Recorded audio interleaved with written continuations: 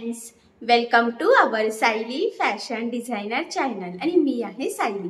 तर तुम्हा सर्वांचं आपल्या आजच्या नवीन अशा छानशा व्हिडिओमध्ये मी मनापासून खूप खूप स्वागत करते।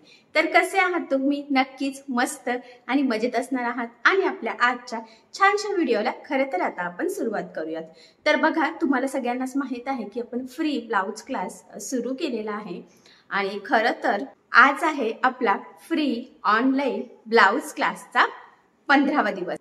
तर बघा, मग या 14 दिवसात ऍक्च्युली आपण खूप काही शिकलेलो आहोत। तर इन शॉर्ट मध्ये मी तुम्हाला सांगते की आपण काय काय शिकलेलो आहोत, जेणेकरून तुम्हाला पुढे शिकण्यामध्ये नक्कीच लिंक लागेल।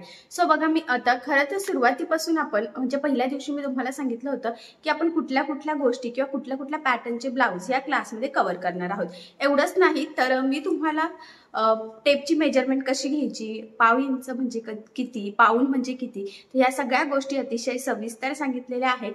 एवढंच नाही तर पायाने मशीन कशी चालवायचं तर हे देखील आपण कव्हर केलेलं आहे। म्हणजे बॉबिन कशी भरायची, बॉबिन केस कशी भरायची, बॉबिन म्हणजे कसं काय, टीप कशी मारायची, दोरी वगैरे कशी लावायची, हे सगळं अतिशय सविस्तर बघितलेलं आहे।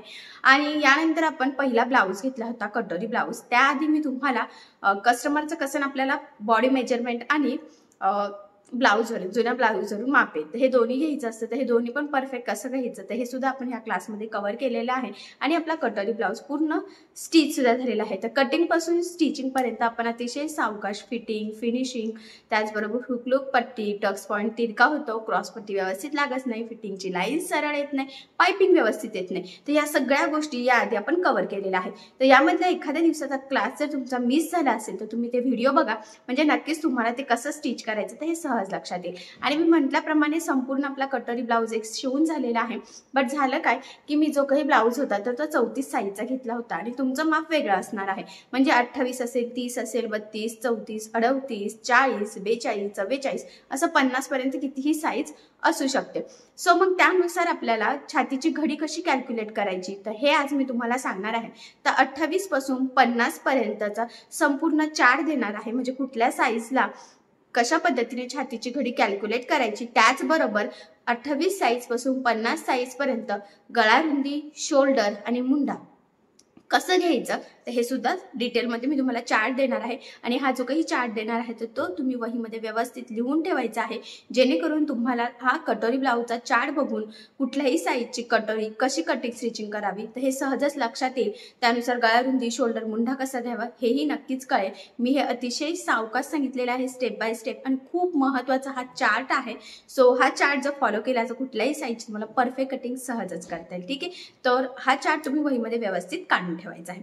सो चला मग आता वेळ न घालवता आपण आपल्या आजच्या महत्त्वाच्या अशा टॉपिकला सुरुवात करूयात। आणि हा व्हिडिओ तुम्ही स्किप न करता पूर्ण नक्की बघा, जेणेकरून तुम्हाला आपला आजचा हा व्हिडिओ बघून कटोरी ब्लाऊजचा हा चार्ट फॉलो करून सहजच कुठल्याही साईजची म्हणजेच 28 पासून 50 साईज पर्यंत सहजच कटिंग करता येईल। ठीक आहे, चला तर मग आता आपण आपल्या महत्त्वाच्या अशा टॉपिकला सुरुवात करूया। तर तुम्ही इथे बघू शकतात की मी हा व्हाईट बोर्ड घेतलेला आहे आणि यावर आता आपण आज चार्ट बघणार आहोत। तर मी ज्या स्टेप बाय स्टेप सांगते तर तुम्ही हे संपूर्ण या स्टेप बाय स्टेप तुमच्या वहीमध्ये लिहून घ्यायचं आहे। ठीक आहे, सो चला मग आता आपण स्टार्ट करूया। तर सगळ्यात आधी आपण आता मी तुम्हाला एक डायग्राम सांगते, तर सेम तशीच डायग्राम वहीवर जे काही कोरं पेज आहे तर त्या पेजवर काढून घ्यायची आहे आणि नंतर मग आपण चार्टला सुरुवात करूयात। तर डायग्राम सांगण्यामागचं कारण म्हणजे आपण जे चार्ट बघणार आहे तर ते मापे आपण कटिंग करताना कुठे टाकतो तर हे तुमच्या सहजच लक्षात यावं, यासाठी सगळ्यात आधी मी तुम्हाला इथे डायग्राम म्हणजेच आकृती सांगणार आहे। तर बघा, मग इथे सगळ्यात आधी एक लाईन ड्रॉ करून घ्यायची आहे। आता ही जी काही लाईन आहे तर ही म्हणजे आपल्या ब्लाऊजची उंची आहे, तर ते तुम्ही तिथे लिहून घ्या। तसं मी पुढे आकृतीत सांगतच आहे, पण जर मी पुढे नाहीच लिहिलं तर तुम्ही लक्षात राहू द्या आणि तिथे मार्क करून घ्या। ठीक आहे, त्यानंतर इथून आता आडवी एक लाईन ड्रॉ करायची आहे आणि ती आहे आपली गळा रुंदी आणि शोल्डरची। तर हे जे काही माप आहे आता आकृतीचे तर ही थोडीशी अंदाजेच घ्यायची आहे आपल्याला, कारण की परफेक्ट आता आपण पट्टीच्या सहाय्याने इथे माप घेत नाहीये, फक्त एक डायग्राम म्हणा, आकृती म्हणा किंवा एखादा पॅटर्न ड्रॉ करून ठेवतोय, जेणेकरून पुढचं कटिंग स्टिचिंग समजणं आपल्याला सोपं जावं खरं तर यासाठी। म्हणजे ही फक्त एक रफ डायग्राम आहे, परफेक्ट मापे घेऊन आपण काढलेली नाहीये। हा पॉइंट इथे खूप महत्वाचा आहे, लक्षात राहू द्या। तर बघा, अंदाजाने आपण हे एक स्ट्रक्चर इथे काढून घेतलेलं आहे आणि ह्या साईडला बघा आपला असतो मुंडा, तर मग मी इथे मुंड्याचा शेप देऊन घेते। तर हा सुद्धा आपण अंदाजेच दिलेला आहे। ठीक आहे, त्यानंतर बघा आता इथे मी एक टायटल लिहून ठेवते, तुम्ही पण तिथे टायटल लिहा, जेणेकरून तुम्हाला कळलं पाहिजे की ही कशासाठी आपण आकृती काढलेली आहे. तर ही जी काही आकृती आहे तर ही आहे छातीची घडी. म्हणजे आता आपण साईजनुसार छातीची घडी कशी कॅल्क्युलेट करायची, तर याचा चार्ट पुढे बघणारच आहोत. तर जे कॅल्क्युलेट करणार आहोत किंवा जो चार्ट आहे तर ते माप नक्की कुठे टाकायचं, तर हे तुमच्या सहज लक्षात यावं यासाठी ही आकृती आहे. तर बेसिक डायग्राम तर आपल्याला काढावाच लागणार आहे. तर बघा इथून ड्रॉ केलेला आहे, तर तो आहे आपला गळा, पुढचा गळा. हा जो काही पार्ट आहे तर हा आपला ब्लाउजचा पुढचा पार्टचा स्ट्रक्चर आहे. हा पॉईंट सुद्धा इम्पॉर्टंट आहे, ते लक्षात राहू द्या. आणि सिंपल गोल गळ्याचा मी इथे शेप दिलेला आहे फॉर्म्युलेटिव्ह म्हणून. कटिंगच्या वेळेस आपण पानगळा वगैरे किंवा पंचकोनी किंवा चौकोनी सुद्धा घेऊ शकतो. ठीक आहे. पण आता आपलं बेसिक डायग्राम काढण्याचं इथे काम चालू आहे. खरं तर त्यानंतर आता आपल्याला छातीची घडी टाकायची असते, तर ती कुठून टाकायची असते तर त्याचं माप मी तुम्हाला सांगते. तर सगळ्यात आधी वरच्या साईडला आपण इथे एक लेबल देऊयात, म्हणजे लक्षात येईल. तर बघा इथे जे टाकलेलं असतं आपण, तर ती असते आपली गळारुंदी. तर छोट्या अक्षरामध्ये इथे तुम्ही गळारुंदी लिहून ठेवा. असंही मी बोर्डवरच आकृती काढलेली आहे, जेणेकरून तुम्हाला व्हिडिओतून लगेच कळावं यासाठी. इथे टाकत असतो शोल्डर आणि हा आहे आपला मुंडा. तर हे पॉईंट लिहिल्याने काय होतं की डायग्राम मध्ये कुठे कुठली गोष्टी आहेत ते हे पटकन आपल्या लक्षात यावं. खरं तर यासाठी हे लेबल दिले. आणि साईडला मी म्हटल्याप्रमाणे तुम्ही पूर्ण उंचीची सुद्धा एक मार्किंग करून लिहून ठेवायचं आहे. तर तो पार्ट आपला बंद बाजूच्या साईडने असतो. त्यानंतर इथून इथपर्यंत आपली असते छातीची घडी. आता छातीची घडी साईजनुसार कसं कॅल्क्युलेट करायचं तर हे मी तुम्हाला सांगेलच, पण सध्या इथे लिहून ठेवायचं आहे छातीची घडी. ठीक आहे. आय होप सो तुम्हाला एवढी डायग्राम लक्षात आलेली असेल. आणि सेम एवढी हा डायग्राम तुम्ही तुमच्या वहीमध्ये जिथे कोरं पेज आहे तिथे काढून घ्यायचं आहे. आणि त्याच्या समोरच्या पेजवर आता आपण पुढे जे काही डायग्राम बघणार आहोत, म्हणजे जो काही चार्ट बघणार आहोत, तर तो डायग्रामच्या एकदम समोरच्या पेजवर आला पाहिजे, म्हणजे आपली एकदम प्रॉपर अशी वही रेडी होईल. ठीक आहे. सो आता ही डायग्राम मी रफ करते आणि पुढे आता तुम्हाला काय लिहायचं आहे तर ते सांगते. तर बघा आता सगळ्यात आधी मी तुम्हाला ही जी काही छातीची घडी आहे ना, तर त्याचा एक फॉर्म्युला सांगते. तर तो सुद्धा तुम्ही डायग्रामच्या खाली लिहून ठेवायचा आहे. कोऱ्या पेजवर लिहिला तरी सुद्धा चालेल. ठीक आहे. तर बघा छातीची घडी इज इक्वल टू, म्हणजे बरोबरचं साईन आहे हे. तर त्याचं कॅल्क्युलेशन कसं करायचं असतं बघा. छातीचा चौथा भाग अधिक, म्हणजे प्लस मार्जिन ऍड करत असतो आपण. 1.5 इंच करत असतो, काही ब्लाउज साठी 2 इंच करत असतो. ठीक आहे. तर ते डिपेंड्स आहे की कुठल्या ब्लाउजचा पॅटर्न आहे, तर ते मी तुम्हाला पुढे सांगेलच. तर आता हा फॉर्म्युला आहे आपला छातीच्या घडी कॅल्क्युलेट करण्याचा. तर त्याला असं ब्रॅकेट करून ठेवायचा आहे, म्हणजे तो वही खोलल्यावर पटकन हायलाइट होईल, म्हणजे आपल्याला लवकर दिसेल. ठीक आहे. तर हा काय झाला आपला छातीच्या घडीचा फॉर्म्युला. तर हा सुद्धा तुम्ही जिथे आकृती काढली आहे त्याच्या खाली लिहून ठेवायचा आणि असं मस्त ब्रॅकेट करून ठेवायचं. आणि एकदम छान सुटसुटीत वही आपली इथे रेडी करायची आहे, छान असं हँडरायटिंग सहित. आता मी घाई गडबडीत माझ्या हँडरायटिंग जशी येते तशी जरा समजून घ्या, पण तुम्ही एकदम व्यवस्थित सुटसुटीत काढून ठेवायचं आहे. ठीक आहे. तर एकदम इम्पॉर्टंट असा हा आपला फॉर्म्युला आहे. आय होप सो हा फॉर्म्युला तुम्ही लिहून घेतला असेल. आता आपण पुढचं बघूयात. ठीक आहे. आता हे मी रफ करते आणि खरं तर आता आपण आपला जो काही मेन पॉइंट आहे म्हणजेच चार्ट, तर त्याला सुरुवात करणार आहोत. आणि चार्ट समजण्याच्या आधी जे काही 2 पॉइंट होते ते आपण कव्हर केले, ते म्हणजे आकृती आणि छातीच्या घडीचा फॉर्म्युला. ठीक आहे. आता पहिला चार्ट आहे आपला, त्याच्यामधला पहिला, आता वरती तुम्ही छातीची घडी असं लिहून ठेवायचं आहे आणि पहिला कॉलम घ्यायचा आहे तो म्हणजे छाती. त्यानंतर त्याच्या पुढचा जो काही कॉलम आहे तर तो घ्यायचा आहे आपल्याला छातीची घडी. ठीक आहे. तर हा जो काही चार्ट आहे तर यामध्ये 2च कॉलम आहेत. पुढच्या चार्ट मध्ये जास्त आहेत, तर मग कसं जागा मॅनेज करायची तर हे मी तुम्हाला सांगेल पुढे. ठीक आहे. आणि बघा मी म्हटल्याप्रमाणे पुढचा जो काही कॉलम होता तर तो आहे आपला छातीची म्हणजे चौथा भाग. आणि त्यानंतर अजून एक कॉलम आहे पुढे. म्हणजे डायरेक्ट छातीची घडी घेतली तर तुम्हाला थोडंसं समजायला अवघड होईल, सो त्यामुळे 3 कॉलम करायचे आहे. आणि ही आहे छातीची घडी. ठीक आहे. म्हणजे छाती म्हणजे साईज कुठली असेल ती, त्याच्यानंतर छातीचा चौथा भाग आणि पुढचा कॉलम आहे छातीची घडी. तर टोटल इथे आपण 3 कॉलम केलेले आहे. मी आधी 2 बोलली होती, पण आपण हा एक एक्स्ट्रा घेतला मधला, जेणेकरून तुम्हाला कॅल्क्युलेशन समजणं सोपं जावं यासाठी. ठीक आहे. तर बघा आता खरं तर आपली जी काही कटिंग ब्लाउजची साईजची सुरू होती तर ती 28 पासून होते 50 पर्यंत आपण घेणार आहोत. तर 28 ही सगळ्यात छोटी साईज आहे आणि त्याच्यापेक्षा छोटी साईज अजून सुद्धा असते, म्हणजे 26 सुद्धा असते. ठीक आहे, पण बेसिकली 28 पासून स्टार्ट होतं, तर आपण 28 पासून स्टार्ट करूया. तर पहिली आपण साईज लिहिलेली आहे 28. तर त्याचा चौथा भाग घ्यायचा असतो. तर तो कसा घ्यायचा? 28 भागिले 4 करायचं, म्हणजे 4 ने आपल्याला भाग द्यायचा आहे. ठीक आहे, तर 28चा चौथा भाग किती होतो मग बघा. 7 चोक 28, 7 अधिक 7 अधिक 7 असं 4 टाइम केल्यावर टोटल किती येतं? 28. ठीक आहे, तर मग 28 साईजचा चौथा भाग झाला 7 इंच. त्यानंतर त्याची छातीची घडी कशी कॅल्क्युलेट करायची बघा. छातीचा चौथा भाग अधिक इथे आपण घेतलेला आहे 1.5 इंच मार्जिन, मग ते किती झालं? 8.5. ठीक आहे, तर अशा पद्धतीने कॅल्क्युलेशन केलेलं आहे. आता इथे 8.5 आलेला आहे. सगळ्यात आधी चौथा भाग घ्यायचा आणि त्याच्यामध्ये आपल्याला मार्जिन ऍड करायचं आहे. तर बघा जिथे अंडरलाईन केलेलं आहे ते 1.5 इंच, ते आहे आपलं मार्जिन. तर इथे फर्स्ट टाइम मी लिहून ठेवते, म्हणजे नेक्स्ट टाइम तुमच्या लक्षात येईल की ते आपलं मार्जिन आहे. तर तिथे तुम्ही 2 इंच सुद्धा घेऊ शकतात. ठीक आहे, पण आता सध्या आपण इथे 1.5च घेतलेलं आहे. 2 घेतला असता तर 7 अधिक 2, मग ते टोटल 9 झालं असतं असं. ठीक आहे, त्यानंतर आता आपली पुढची साईज आहे ती म्हणजे 30. आता 30 भागिले 4 घ्यायचा आहे. त्याचा सुद्धा आपल्याला काय करायचं आहे? चौथा भाग काढायचा आहे.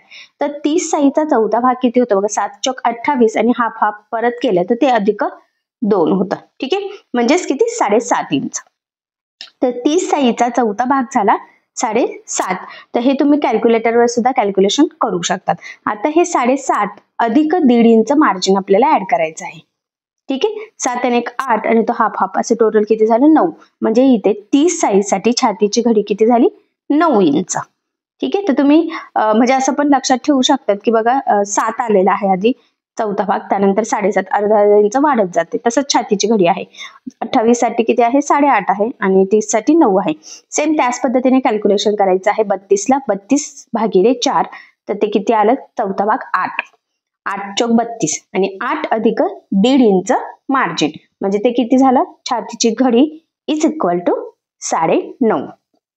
ठीक आहे, तर लक्षात राहू द्या की ही जी काही छातीची घडी असते तर सेम ही ह्याच पद्धतीने कॅल्क्युलेट करायची असेल.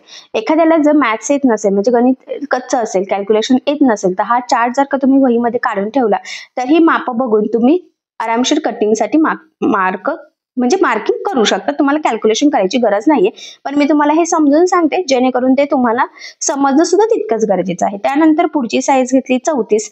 तर 34चा चौथा भाग होतो 8.5. 8.5 अधिक 1.5 इंच मार्जिन, असं टोटल छातीची घडी झालेली आहे 10 इंच. ठीक आहे, तर 28 30 32 आणि 34 असे 4 साईज आपण इथे घेतलेले आहे.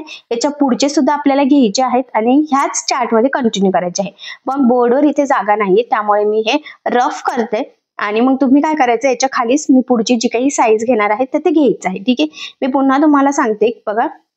हे जे काही चारी पण आहेत ना आता आपण घेतलेले, तर त्याच्यामध्ये आपण 1.5 इंच मार्जिन ऍड केलेलं आहे. तर तुम्हाला वाटलं तर तुम्ही 2 इंच सुद्धा मार्जिन ऍड करू शकतात. तुम्हाला कुठल्याही पद्धतीचं कॅल्क्युलेशन येत नसेल तर हा चार्ट जर तुम्ही वहीमध्ये काढून ठेवला आणि छातीची घडी 28 असेल तर एक 8.5 ला मार्किंग करायचे, 30 असेल तर एक 9 ला मार्किंग करायची, म्हणजे हा चार्ट फॉलो करून तुम्ही इझिली मार्किंग करू शकतात. आता हा चार्ट सांगण्यामागचं कारण हे आहे की आपण एक कटोरी ब्लाउज पूर्ण घेतलेला आहे, तर मी 34 साईजचं कटिंग घेतलेलं आहे. तर तुमचं तेच 34 साईज असेल असं नाहीये, 28 असू शकतं, 30 32 36 40 काही पण. मग त्या साईजनुसार तुम्हाला छातीची घडी कशी टाकावी यासाठी आपण हा जो काही चार्ट आहे तर तो तुम्हाला सगळ्या साईजसाठी सांगत आहे. म्हणजे तुमची कुठलीही साईज असली तरी सुद्धा तुम्हाला आपल्याला कटिंगचा व्हिडिओ बघून फक्त एवढीच मापं चेंज करून सहजच कटिंग करता येईल. त्यानंतर पुढची साईज घेतली आहे 36. तर 36 भागिले 4 किती झालं? 9 चोक 36. त्यानंतर त्याची घडी 9 अधिक 1.5 इंच मार्जिन, असं टोटल किती झालं आहे मग? 10.5. त्यानंतर पुढची साईज आहे 38.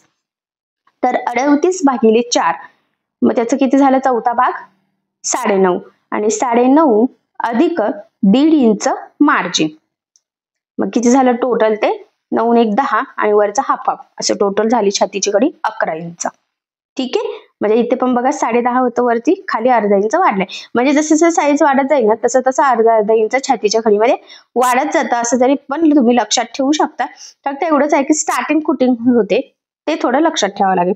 त्यानंतर पुढची साईज आहे 40. तर 40 भागिले 4 किती झालं? 10 आणि 10 अधिक 1.5 इंच मार्जिन, म्हणजे किती झालं छातीची घडी? इथे 11.5 इंच. ठीक आहे, तर इथे आपण आता 11.5 इंच लिहून घेऊयात. ते इथे सुद्धा अर्धा इंच एक्स्ट्रा वाढलेला आहे अडलची साईज पेक्षा. आता आपली जी काही पुढची साईज आहे तर ती आहे 42. तर बघा आता 42 भागिले 4 किती झालं ते 10.5 इंच. आणि आता हे 10.5 मध्ये आपल्याला 1.5 इंच मार्जिन ऍड करून कॅल्क्युलेशन करायचं, म्हणजे अधिक करायचं. तर काय कॅल्क्युलेट होईल आपली छातीची घडी. 10.5 अधिक 1.5 इंच मार्जिन. आणि हे 1.5 असं 1.5 असं वरती लिहितात, म्हणजे 1 इंच आणि वरती 1-2 लिहिले ना, म्हणजे ते काय झालं हाफ, म्हणजे ती लिहिण्याची पद्धत आहे. ठीक आहे, मग छातीची घडी किती झाली 42 साठी 12 इंच. आता हे लिहून घेतलं असेल तुम्ही. आता हे मी रफ करते आणि पुढे सुद्धा जी साईज सांगणार आहे, खरं तर मी 50 साईज पर्यंत सांगणार आहे. या आधीचा जुना क्लास होता ना, तर त्यामध्ये मी काहीतरी 42 का 44 पर्यंत सांगितले होते, पण भरपूर कमेंट्स येत होत्या. सो म्हणून आताच्या ऍडव्हान्स क्लासमध्ये आपण 50 पर्यंत ही साईज आजच्या चार्टमध्ये मी तुम्हाला सांगत आहे. पुढची साईज आहे 44. 44 भागिले 4, मग त्याचा चौथा भाग किती झाला 11. 11 चोक 44 असं. आणि 11 अधिक 1.5 इंच मार्जिन, मग ते किती झालं 11 आणि 1 12 आणि तो हाफ, म्हणजे 12.5. ही 44 साईज जर असेल छातीची तर त्याची छातीची घडी झाली 12.5 इंच. ठीक आहे, त्यानंतर पुढची साईज घेऊयात आपण, ती आहे 46. तर 46 भागिले 4, तर त्याचा चौथा भाग किती झाला मग 11.5 इंच. तर हे तुम्ही डायरेक्ट कॅल्सीवर सुद्धा कॅल्क्युलेशन करू शकतात. मोबाईलमध्ये पण कॅल्सी असते, जर तुमच्याकडे कॅल्सी नसेल तर. ठीक आहे, आणि 11.5 अधिक 1.5 इंच मार्जिन, तर टोटल किती झालं मग 13 इंच झाली ते छातीची घडी. आणि अर्धा इंच वाढलाय बघा आधीच्या साईज पेक्षा. तर हे मी तुम्हाला सांगते जेणेकरून तुम्हाला समजणं पण सोपं जाईल, खूप अवघड वाटायला नको खरं तर यासाठी. त्यानंतर पुढचा चार्ट आहे आपला, म्हणजे साईज आहे 48. 48 भागिले 4, तर त्याचा चौथा भाग किती झाला 12. 12 चोक 48. ठीक आहे, आणि त्यानंतर आता 12 अधिक 1.5 इंच मार्जिन आपल्याला यामध्ये ऍड करायचं आहे, तर ते किती झालं मग 13.5. ठीक आहे, त्यानंतर आता आपली जी काही पुढची साईज आहे तर ती घेऊयात आपण. तर पुढची साईज आहे 50. आता 50 भागिले 4, म्हणजे 50चा सुद्धा आपल्याला काढायचा आहे चौथा भाग, तर तो किती झाला मग 12.5. आता छातीची घडी कॅल्क्युलेट करायची. मग छातीचा चौथा भाग येतो इथे 12.5 अधिक मार्जिन आहे 1.5 इंच, असं टोटल किती झालं मग 12 आणि 13 आणि तो हाफ हाफ, असं टोटल झालं 14 इंच. ठीक आहे, तर बघा मग तुम्हाला मी 28 पासून तर 50 पर्यंत छातीचा चौथा भाग आणि छातीची घडी कशी कॅल्क्युलेट करायची, म्हणजे साईज नुसार, तर हे सांगितलेलं आहे. ते सुद्धा अतिशय सावकाश सांगितलेलं आहे आणि मी लिहितली स्टेप बाय स्टेप लिहिलेलं आहे. तुम्ही सुद्धा सेम त्या स्टेप बाय स्टेप तुमच्या जी काही वही आहे तर त्या चार्टमध्ये कंटिन्यू 28 पासून 50 पर्यंत लिहून ठेवायचं आहे. ठीक आहे, आता मी म्हटल्याप्रमाणे बघा मोबाईलमध्ये कॅल्सी असते, तर 28 साईज घेतली तर बघा 28 भागिले 4 करायचं, किती आलं 7. ठीक आहे, आता ते 7 मध्ये अधिक 1.5 म्हणजे 1.5 इंच मार्जिन, आणि मग इक्वल टू किती आलेलं आहे ते बघा 8.5 म्हणजे 8.5. तर तुम्हाला जर असं डायरेक्ट कॅल्क्युलेशन येत नसेल तर तुम्ही असं मोबाईलवर सुद्धा करू शकता, म्हणजे काही एवढं अवघड नाहीये आजकालच्या टेक्नॉलॉजीमुळे. पहिले तरी तसं काही नव्हतं, पण आता तुम्ही करू शकता. तर फॉर एक्झाम्पल 44चा चौथा भाग घेतला, किती आला 11, आणि त्याच्यामध्ये अधिक 1.5 इंच म्हणजे 1.5 प्रेस केले, किती आलेलं आहे 12.5. ठीक आहे, म्हणजे खूप काही अवघड नाही, तुम्ही मोबाईलवर सुद्धा हे कॅल्क्युलेशन करू शकता. आय होप हे तुमच्या नक्कीच लक्षात आलेलं असेल. ठीक आहे, आता हा चार्ट झालेला आहे आपला पहिला. ठीक आहे, छातीच्या घडीचा. त्याच्यामध्ये छातीचा चौथा भाग कसा करायचा हे पण सांगितलं, जेणेकरून तुम्हाला समजणं सोपं जावं. नाही तुम्ही डायरेक्ट पण तुम्हाला छाती आणि छातीची घडी असे दोनच कॉलम घेऊ शकली असती, पण ते तुम्हाला खूप अवघड वाटलं असतं. त्यामुळे आपण मध्ये एक कॉलम ऍड केला, तो म्हणजे छातीचा चौथा भाग, जेणेकरून तुम्हाला कॅल्क्युलेशन सोपे वाटावे. ठीक आहे, आय होप हा चार्ट तुम्ही काढून घेतला असेल. आता याचं पुढचा जो काही चार्ट आहे तर तो घेऊयात आपण. तर चला मग आता पुढचा चार्ट घेऊयात. तर त्याच्यामध्ये जास्त कॉलम आहे बघा. पहिला आहे छाती, म्हणजे छातीची साईज किती आहे. आता हा जो काही चार्ट आहे तर हा सुद्धा आपण 28 पासून 50 साईज पर्यंत बघणार आहोत. दुसरा कॉलम आहे गळारुंदी, तर तो सुद्धा तुम्ही इथे लिहून घ्यायचा आहे. ठीक आहे, त्यानंतर पुढचा कॉलम आहे आता. तर गळारुंदी नंतर पुढचा कॉलम कुठला येतो शोल्डरचा. ठीक आहे, तर म्हणजे साईज नुसार शोल्डर, गळारुंदी आणि मुंडा किती घ्यायचा ना, तर याचा हा चार्ट आहे. आणि त्यानंतर पुढचा आपला जो काही कॉलम आहे तर तो आहे मुंडा. ठीक आहे. तर हे चारही पण पॉइंट तुम्ही व्यवस्थित एका लाईन मध्ये लिहून घ्यायचे आहे, म्हणजे 4 कॉलम करायचे आहे. आता छाती, गळारुंदी, शोल्डर आणि मुंडा हे सुद्धा साईजनुसार चेंज होत जातं. आणि मी म्हटल्याप्रमाणे कटोरीची कटिंगचा कुठलाही एक व्हिडिओ जरी तुम्ही बघितला आणि हा चार्ट जर फॉलो केला तर नक्कीच तुम्हाला लक्षात येईल. ठीक आहे. सो चला मग आता पहिला जो काही साईज आहे आपली सगळ्यात छोटी ती आहे 28, बेसिक साईज आहे. आता 28 साठी जी काही आपली गळारुंदी असते तर ती आपण घेत असतो 2.5 इंच. ठीक आहे. काही जणांना 2.25 घ्यायची असते, घेऊ शकतात, काही प्रॉब्लेम नाही, पण बेसिक साईज मी तुम्हाला आता सांगत आहे. तर बघा 2.5 किती झालं, गळारुंदी झालं. त्यानंतर शोल्डर घ्यायचं आहे आपल्याला 2.5 इंच, पण शोल्डर मध्ये काय करायचं आहे आपल्याला, इथे हे अर्धा इंच ऍड करायचं असतं. ठीक आहे.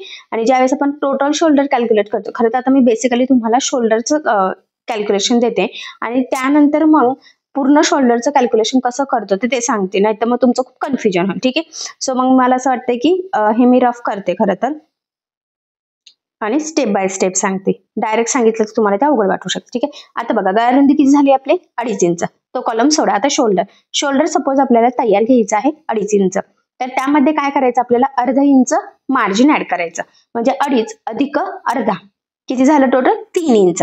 म्हणजे 3 इंचाचं काय आहे आपलं शोल्डर आणि गळारुंदी काय आहे 2.5 इंचाची आहे. ठीक आहे. इथे मी 3 इंच लिहून घेते. ठीक आहे. म्हणजे टाकताना आपल्याला शोल्डर टाकायचं आहे 3 इंच आणि तयार किती पाहिजे आहे 2.5 आणि मार्जिन घेतलेलं आहे आपण अर्धा इंच. ठीक आहे. इथपर्यंत नक्कीच तुमच्या लक्षात आलं असेल, स्टेप बाय स्टेप सांगितलेलं आहे. आता पुढचं कॅल्क्युलेशन, पूर्ण शोल्डर जेव्हा टाकतो आपण तेव्हा कसं टाकतो, गळारुंदी. आता हा एक फॉर्म्युला आहे, तर तुम्ही मध्ये चार्ट मध्ये सांगते, तुम्ही त्याला बॉक्स काढून हायलाइट करून ठेवलं तरी सुद्धा चालेल. आणि हे शोल्डर. ठीक आहे. पूर्ण शोल्डर इज इक्वल टू गळारुंदी अधिक आपलं हे शोल्डर. मग गळारुंदी किती झाली 2.5 इंच अधिक शोल्डर किती झालेला आहे, मार्जिन ऍड करून 3 इंच. आणि मग टोटल बघा, मी ज्यावेळेस कटिंग करताना नेहमी सांगत असते की 2.5 इंच गळारुंदी आणि 5.5 शोल्डर, तर मग अशा पद्धतीने 5.5 हे कॅल्क्युलेट केलं जातं. ठीक आहे. नक्कीच तुमच्या लक्षात आलं असेल. नीट लक्षात द्या, म्हणजे सोपं आहे, फक्त थोडंसं लक्ष देण्याची गरज आहे. आणि हा फॉर्म्युला आहे, तर याला स्क्वेअर अशा पद्धतीने करून ठेवायचं आहे. ठीक आहे. जे शोल्डर कसं कॅल्क्युलेट केलं, आय होप सो हे तुमच्या नक्कीच लक्षात आलं असेल. ठीक आहे. गळारुंदी अधिक शोल्डर, आणि शोल्डर तयार तुम्हाला किती पाहिजे आहे, 2 इंच 2.5 इंच 3 इंच ते तुमच्यावर डिपेंड आहे, 1.5 इंच. ठीक आहे. तर इथे 2.5 बेसिक घेतलेला आहे. आपण बेसिक माप टाकत असतो रेग्युलर ब्लाउजला. एखाद्या कस्टमरला कमीच पाहिजे नसेल तर त्यावेळेस आपल्याला कॅल्क्युलेशनची गरज पडते. तसं जर तुम्ही हा चार्ट फॉलो केला तरी तुम्हाला इझिली परफेक्ट अशी कटिंग नक्कीच करता येईल. आणि मग 28 साईज साठी आपल्याला मुंडा किती घ्यायचा असतो, 5.5 इंचाचा. ठीक आहे. नक्कीच तुमच्या हे लक्षात आलं असेल. 28 साईज साठी गळारुंदी, शोल्डर आणि मुंडा. त्यानंतर पुढची साईज घेतलेली आहे 30. तर 30 साईज साठी सुद्धा आपल्याला गळारुंदी घ्यायची असते 2.5 इंचाची. त्यानंतर आपलं जे काही शोल्डर आहे तर ते सुद्धा सेम जसं 28 साईज साठी आहे ना तसंच आहे. जर 2.5 इंच आपल्याला शोल्डर तयार हवं असेल तर बेसिकली आपण 2.5 इंच टाकत असतो आणि अधिक त्यामध्ये अर्धा इंच मार्जिन ऍड करतो, म्हणजे ते टोटल किती झालं 3 इंच. ठीक आहे. आणि पूर्ण शोल्डरचं कॅल्क्युलेशन तुम्ही तुम्हाला वरतीच सांगितलेलं आहे, सो त्यामुळे आता मी प्रत्येक वेळेस ते सांगत नाहीये. 5.5 कसं आलं हे कळलं आहे. सेम त्याच पद्धतीने बाकीच्या साईजचं सुद्धा तुम्ही मार्किंग करताना कॅल्क्युलेशन करून घ्यायचं आहे. ठीक आहे. म्हणजे ऑलमोस्ट 5.5च येत आहे, पण तरी सुद्धा जर थोडंसं 2 इंच असेल तर मग ते कमी होऊ शकतं, किंवा एखाद्या कस्टमरला 3 इंच शोल्डर हवं असेल तर मग ते अर्धा इंच वाढवू शकतं. ठीक आहे. नक्कीच तुमच्या लक्षात आलं असेल. आणि 30 साईज साठी मुंडा सुद्धा आपण घेत असतो 5.5 इंच. ठीक आहे. आता 2 साईज तर पुरलेल्या आहेत. आता पुढच्या साईज मी कंटिन्यू करते. तुम्ही या चार्ट मध्ये कंटिन्यू करायचे आहे. आता इथे बोर्डवर जागा नाहीये, सो त्यामुळे मग मी हे रफ करून पुढची साईज घेत आहे. ठीक आहे. फक्त एवढंच आहे की जो काही शोल्डरचा फॉर्म्युला सांगितलेला आहे तर तो प्रत्येक वेळेस आपल्याला फॉलो करायचाच आहे. हा पॉइंट सुद्धा तितकाच महत्वाचा आहे. ठीक आहे. सो चला मग पुढची साईज घेऊयात आता आपण. तर बघा, मग मी म्हटल्याप्रमाणे इथे हे सगळं रफ करून घेत आहे आणि लगेचच आता आपण पुढची साईज आपली घेऊयात. ठीक आहे. आता मी तर काही इथे बोर्ड खूप मोठा नाहीये आणि मी मोठं याच्यात लिहिलेलं आहे जेणेकरून तुम्हाला व्हिडिओत कळावं, त्यामुळे मला रफ करावं लागतंय. फक्त तुम्हाला तुमच्या चार्टमध्ये कंटिन्यू करायचं आहे, तुम्हाला काही रफ करायचं नाही किंवा नवीन चार्ट बनवायचा नाही. ठीक आहे. पुढची साईज घेतली बघा 32. त्यासाठी गळारुंदी घेत असतो आपण 2.5 इंचाची आणि शोल्डर सुद्धा घेत असतो 2.5 इंच, त्यामध्ये अर्धा इंच मार्जिन, असं टोटल किती झालं मग 3 इंच. ठीक आहे. आणि याचं सुद्धा सेम आधीचं जसं कॅल्क्युलेशन केलं ना पूर्ण शोल्डरचं तसंच करायचं आहे. आणि यासाठी जो काही मुंडा आहे तर तो सुद्धा आपण घेत असतो 5.5 इंच. ठीक आहे. त्यानंतर घेऊयात आता आपण पुढची साईज किती झाली 34. ठीक आहे. गळारुंदी किती आहे 2.5 इंच, शोल्डर 2.5, त्यामध्ये सुद्धा आपल्याला अर्धा इंच मार्जिन ऍड करायचं. हे शोल्डर चेंज होऊ शकतं, एखाद्या कस्टमरला 2 लागू शकतं, एखाद्या कस्टमरला 3 लागू शकतं, पण जर कस्टमरने काही सांगितलं नाही तर बेसिकली 2.5 घ्यायचं. ठीक आहे. आणि 34 साईज साठी मुंडा सुद्धा घ्यायचा असतो आपल्याला 5.5. ऍक्च्युली 5.5 किंवा इथे 5.25. ठीक आहे. म्हणजे बघा 32 साठी किती घेतला 5.5 घेतला. आता एखाद्या कस्टमरला 5.5 सुद्धा ओके होतं, पण 34 साईज असेल तर टाकताना 5.6 टाकायचं आहे. तर मी ब्रॅकेटमध्ये शब्दात लिहिलेलं आहे म्हणजे तुमच्या लक्षात यावं. 36 साईज साठी सुद्धा गळारुंदी आहे 2.5, शोल्डर आहे 2.5 अधिक अर्धा इंच मार्जिन, असं टोटल झालं 3. आणि जो काही 36 साईजचा मुंडा आहे तर तो सुद्धा आहे आपला 5.6 इंच. ठीक आहे.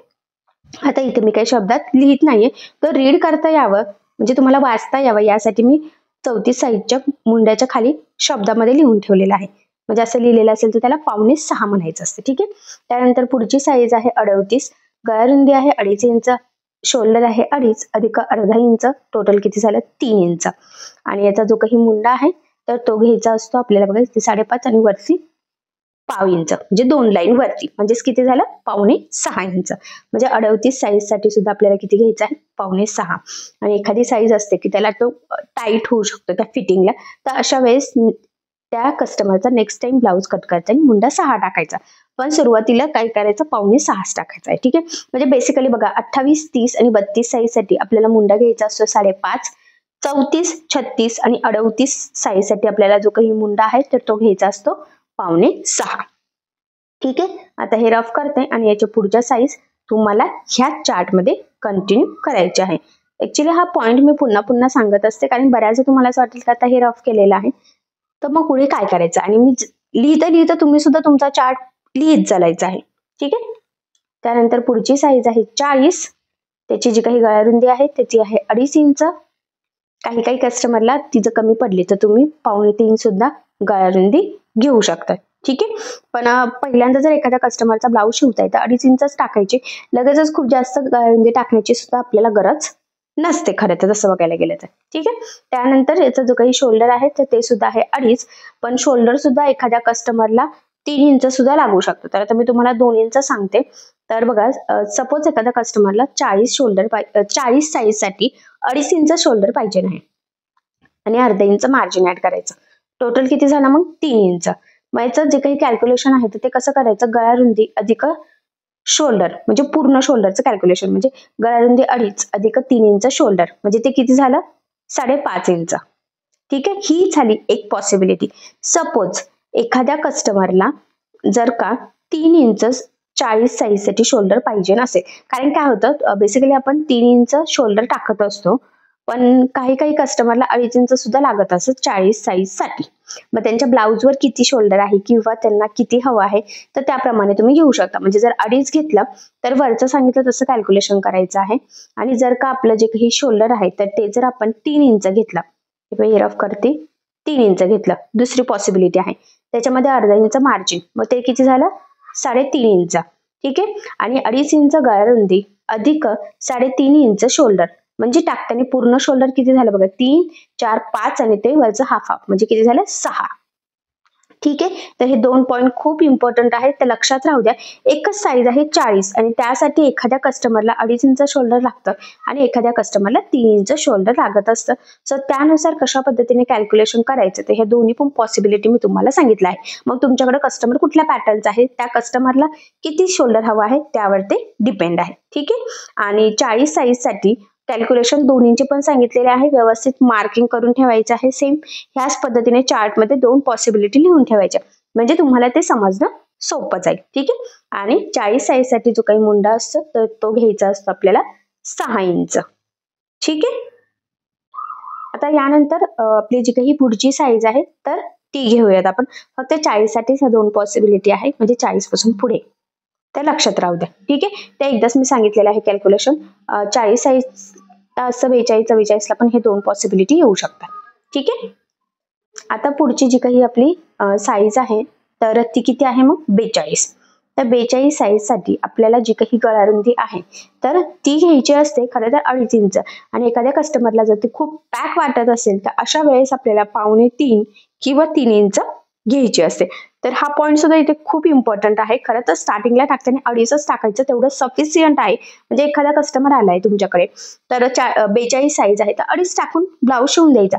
पण जर कस्टमरला तो खूप पॅक वाटला, गळा खूप जवळ वाटलेला, तर मग नेक्स्ट टाइम त्या कस्टमरचा ब्लाऊज कट करताना 3 गळारुंदी घ्यायची किंवा 2.25. ठीक आहे. शोल्डर 3 इंच 42 साठी, अर्धा इंच काय आहे मार्जिन, किती झालं 3.5. आणि 3.5 अधिक 2.5 गळारुंदी 2.5 घ्यायची का 3 घ्यायची त्यावर ते कॅल्क्युलेशन करायचं. तर ते कॅल्क्युलेशन मी सांगत नाही, मी याआधी पण तसंच सांगितलेलं आहे. ठीक आहे. आणि मुंडा घ्यायचा 6 किंवा 6.25. स्टार्टिंगला 6 टाकायचा, कस्टमरला तो टाईट वाटला तर 6.25 टाकायचा नेक्स्ट टाइम कटिंग करताना. ठीक आहे. त्यानंतर पुढची साईज आहे 44, त्यासाठी गळारुंदी घ्यायची आहे 3. खरं तर 2.5 पण घेऊ शकतो आणि 3 पण घेऊ शकतो, हे कस्टमरच्या बॉडीवर डिपेंड असतं. आणि शोल्डर पण 3 इंच घ्यायचं आहे. पण जर सपोज 44 साईज साठी कस्टमरला 2.5च हवं असेल तर तुम्ही 2.5 घेऊ शकता. ठीक आहे. तर इथे मी तुम्हाला बेसिक साईज सांगते. खरं तर 3 अधिक अर्धा 3.5 झालं. आणि मुंडा सुद्धा 6.25 घ्यायचा किंवा 6.5. म्हणजे स्टार्टिंगला सुरुवातीला म्हणजे कुठलाही कस्टमर आलं जिथे मी 2 माप दिलेले आहे ना, पहिलं माप टाकायचं. आणि ज्यावेळेस कस्टमरला तो टाईट वाटला मुंड्यामध्ये तर अशा वेळेस नेक्स्ट टाइम कटिंग करताना 6.5 टाकायचा. हा पॉईंट इथे खूप इम्पॉर्टंट आहे, कारण की कसं मी कितीही चार्ट दिला तरी कस्टमरच्या बॉडीवर, चेस्ट साईजवर हे सगळ्या गोष्टी डिपेंड असतात. गळा किती आहे, उंची किती आहे. सो त्यामुळे मग तुम्हाला मी 2 पॉसिबिलिटी सांगत आहे, जेणेकरून तुमचं पण कन्फ्युजन व्हायला नको. मी एकदम परफेक्टच सांगितलं एकच साईज, आणि जर कस्टमरची टाईट झाली किंवा लूज झाली तर सो त्यामुळे पॉसिबिलिटी दिलेली आहे. ठीक आहे. त्यानंतर 46 साठी 3, शोल्डर पण 3, 3.5 झालं. मुंडा सुद्धा 6.25 6.5.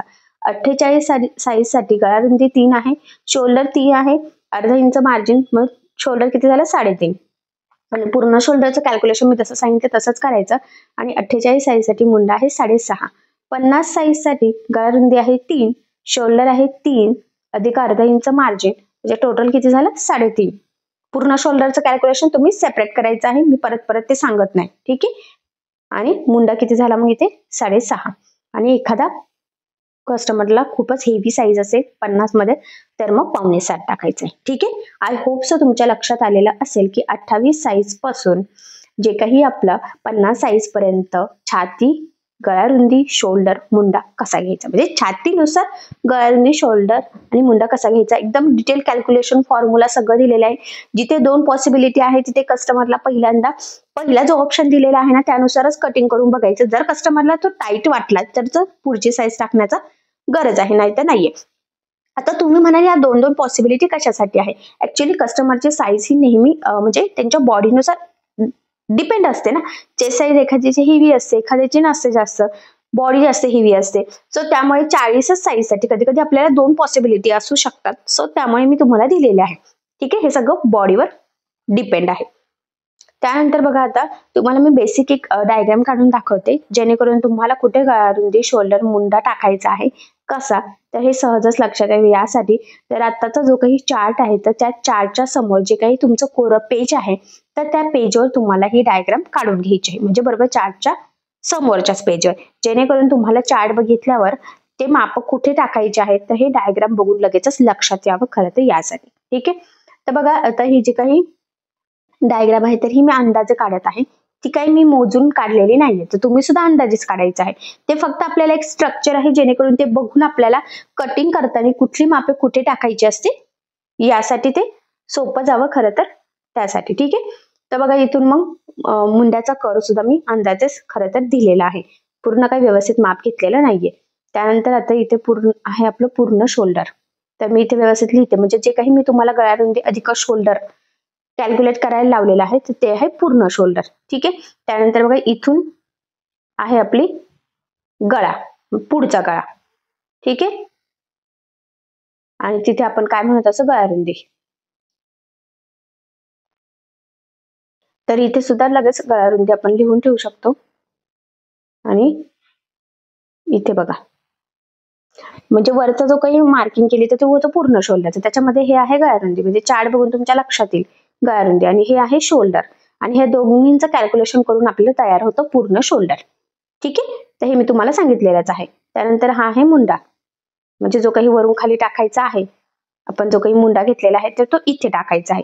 नक्कीच तुमचा चार्ट बघून लक्षात आलं असेल की गळारुंदी कुठे आहे, शोल्डर कुठे आहे. त्याचं कॅल्क्युलेशन मी पुन्हा पुन्हा सांगते, ते म्हणजे पूर्ण शोल्डर आहे आणि मुंडा आहे. ठीक आहे, आता हा एक फॉर्म्युला तुम्ही साईडला लिहून घ्यायचा आहे, किंवा जी आकृती काढलेली आहे त्याच्या खाली लिहायचं आहे. आता इथे मला जागा नाहीये तर मी खाली लिहिते, पण तुम्ही सरळ एकाच लाईन मध्ये लिहायचं आहे. काय, पूर्ण शोल्डर इज इक्वल टू गळारुंदी अधिक शोल्डर. आणि गळारुंदी कसं कॅल्क्युलेट करायचं, शोल्डर कसं कॅल्क्युलेट करायचं हे मी तुम्हाला सांगितलेलं आहे. आणि हा झाला आपला पूर्ण शोल्डरचा फॉर्म्युला. खरं तर बघा, आज मी तुम्हाला 2 चार्ट सांगितले आहे, छातीच्या घडीचा, आणि जो काही दुसरा चार्ट होता तर तो होता गळारुंदी, शोल्डर आणि मुंड्याचा. त्याच्यात पण मी कसं कॅल्क्युलेशन करायचं याचं फॉर्म्युला सहित तुम्हाला व्यवस्थित एक्सप्लेन केलेलं आहे. दोन्हींच्या आकृत्या सुद्धा सांगितलेल्या आहेत, तर त्या आकृतीच्या खाली बरोबर हे फॉर्म्युले लिहून ठेवायचे. आता इथे फॉर एक्झाम्पल मी एक तुम्हाला सॉल्व्ह करून दाखवलं, जेणेकरून तुमच्या इझिली ते लक्षात यावं यासाठी. ठीक आहे, म्हणजे 2.5 इंच गळारुंदी असेल, शोल्डर आपल्याला घ्यायचं आहे 2.5, अर्धा इंच मार्जिन 3, म्हणजे टोटल पूर्ण किती टाकलं आपण 5.5. ठीक आहे, तर हे तुमच्या सहज लक्षात यावं यासाठी मी फॉर्म्युल्याच्या खाली एक एक्झाम्पल दिलेलं आहे. आणि इथे छातीची घडी आहे, त्याचा सुद्धा याआधीच चार्ट सांगितलेला आहे. ठीक आहे, तर अशा पद्धतीने खूप महत्वाचा टॉपिक आज आपण कव्हर केलेला आहे, म्हणजे ब्लाऊजची कटिंग करताना छातीची घडी, गळारुंदी, शोल्डर, मुंडा 28 साईज पासून 50 साईज पर्यंत कसा घ्यायचा आणि कसा कॅल्क्युलेट करायचा. ठीक आहे, आणि ते कॅल्क्युलेशन तुम्ही तुमच्या कॅल्सीवर सुद्धा करू शकतात, तर हे देखील मी तुम्हाला सांगितलेलं आहे. आता हे दोन्ही पण चार्ट खूप म्हणजे खूप इम्पॉर्टंट आहे, तर ते तुम्ही तुमच्या वहीमध्ये आठवणीने काढून ठेवायचे आहे. ठीक आहे, तर बघा, मग फायनली आपले दोन्ही पण चार्ट कंप्लीट झालेले आहेत. तर डायग्राम सहित मी तुम्हाला चार्ट एक्सप्लेन केलेले आहे, जेणेकरून तुम्हाला चार्टमध्ये जी काही मापं सांगितलेली आहे तर ती कुठे टाकायची आहे. तर तसं बघायला गेलं तर हे 2 चार्ट होते, एक साईजनुसार, म्हणजे 28 ते 50 साईजपर्यंत छातीची घडी कशी कॅल्क्युलेट करायची, आणि त्यानंतर 28 ते 50 साईजपर्यंत गळारुंदी, शोल्डर आणि मुंडा कसा टाकायचा, कितीचा घ्यायचा. तर हे दोन्ही पण चार्ट व्यवस्थित तुम्ही तुमच्या वहीमध्ये लिहून ठेवायचे आहे. नक्कीच तुम्हाला त्याचा फायदा होईल आणि कुठलीही साईजची म्हणजे कटोरी ब्लाऊज सहजच परफेक्ट असा कटिंग करता येईल. ठीक आहे, सो चला मग आता आपण आपला आजचा महत्त्वाचा असा व्हिडिओ इथेच थांबूयात, आणि याचा पुढचा टॉपिक आपण नेक्स्ट व्हिडिओमध्ये कंटिन्यू करूयात. तर तुम्हाला जर मग यामध्ये काही प्रॉब्लेम येत असेल तर मला कमेंट करून नक्कीच कळवा, मी तुमच्या प्रश्नाचे उत्तर देण्याचा नक्कीच प्रयत्न करेन. ठीक आहे, सो चला मग आता आपण आपला आजचा व्हिडिओ इथेच थांबूयात आणि भेटूया पुन्हा नवीन अशा छानशा व्हिडिओमध्ये. आणि तुम्हाला आपला आजचा व्हिडिओ कसा वाटला हे मला कमेंट करून नक्की कळवा. त्याचबरोबर आपला व्हिडिओ आवडला असेल तर व्हिडिओला लाईक करायला विसरू नका. आणि असेच नवनवीन छानसे व्हिडिओज बघण्यासाठी आपल्या सायली फॅशन डिझायनर या चॅनलला लाईक करा, शेअर करा आणि सबस्क्राईब करायला विसरू नका. ठीक आहे, सो चला मग भेटूया पुन्हा नवीन अशा छानशा व्हिडिओमध्ये. तोपर्यंत टेक केअर, काळजी घ्या. आणि आपला आजचा व्हिडिओ शेवटपर्यंत पूर्ण बघितल्याबद्दल thank you so much. Bye bye.